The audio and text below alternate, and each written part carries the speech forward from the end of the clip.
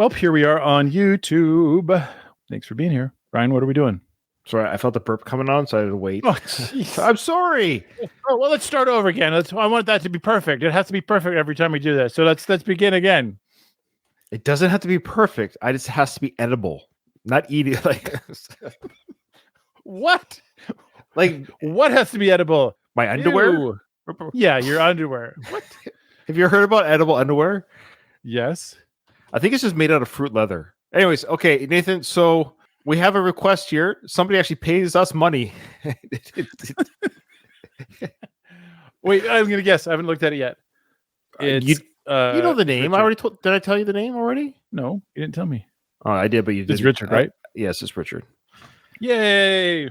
Richard is our big 60s, 70s supporter. I love it. Richard gives us awesome stuff from the past, which we love. I mean, we're old to begin with. Even songs from the 70s, especially the 70s, we just, because, we were born in 75. So anything pre-80, we probably didn't listen to because we were 10 years old. Sorry, we were only 5 years old when 1980 hit. So it's really cool to hear this older stuff, especially Fleetwood Mac, which I love. We are really enjoying our Fleetwood Mac journey. Totally encourage and support people giving us requests because we don't know where to go. If you want to see a great reaction, we did Go Your Own Way recently. We both loved that version. What a fantastic performance that was. So anyway, I agree. It's currently blocked. We're big fans. You could watch it on our in Patreon. This is from 1971. I think this is pre-Stevie Nicks. I would think it's 71. It's probably pre-Stevie. It doesn't matter. There's no singing anyways, unless she's playing the tambourine. But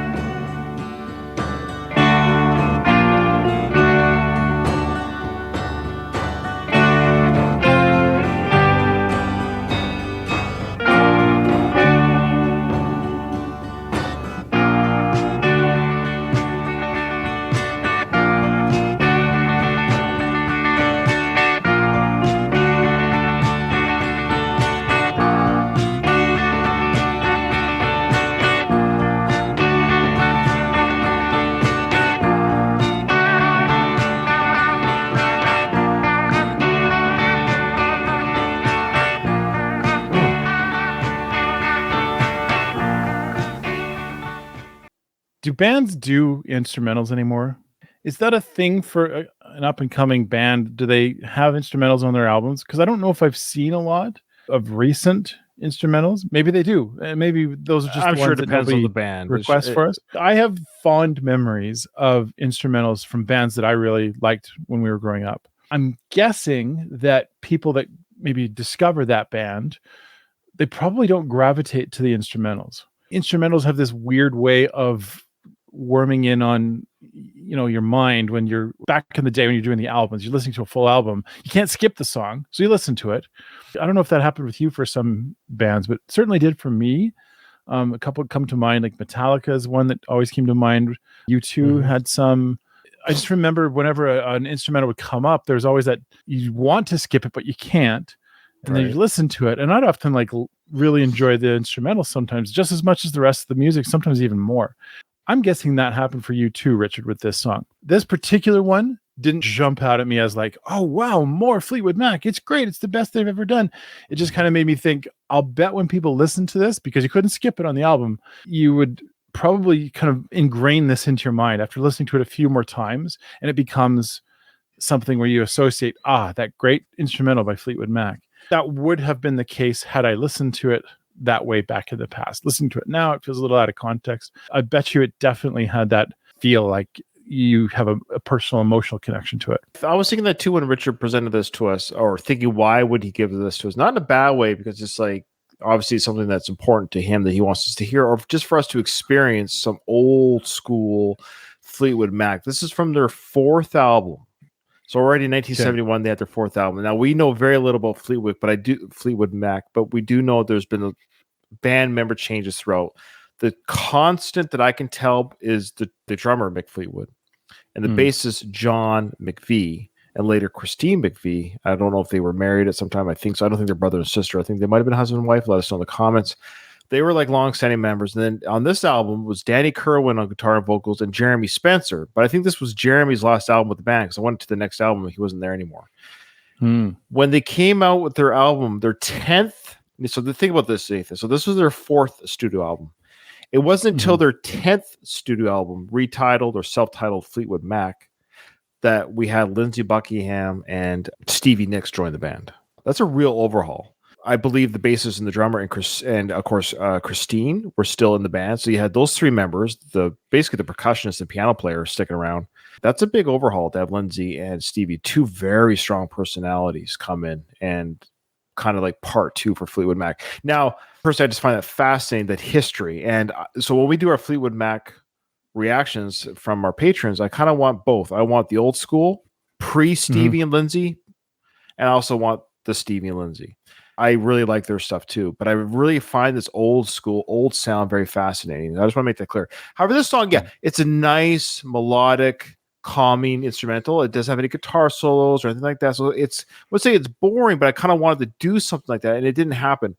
So I'm kind of curious what their reasons were to make this song 4.5 minutes long. There's no real build up, but it is a melodic and soft sound, and I'm just kind of curious now what two songs it was between, if that was the theme of the album. Yeah, maybe it's a themed album and it's like a song in between something, so it's got carryover from other songs perhaps.